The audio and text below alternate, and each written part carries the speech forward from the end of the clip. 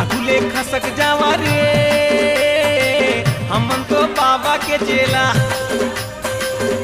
Allah side छोड़ा रे हमन तो कांवर वाला। आगुले खसक जावा रे हमन तो बाबा के चेला। सावन महीना दिन सोमवार जावत हन हमन शिव दरबार निकरे हन जी सुबह के बेला हमन तो कांवर वाला। अल्लाह साइड छोड़ा रे हमन तो कांवर वाला। भोले बाबा पार करेगा त्रिशूलधारी पार करेगा डमरू वाला पार करेगा जटाधारी पार करेगा।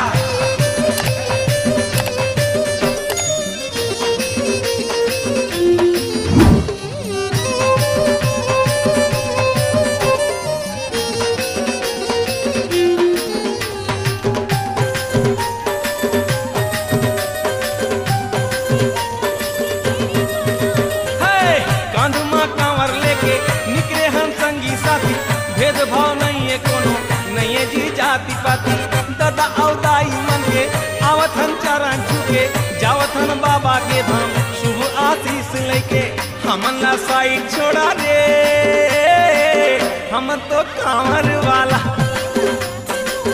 आगुले खसक जावा रे हमन तो बाबा के चेला।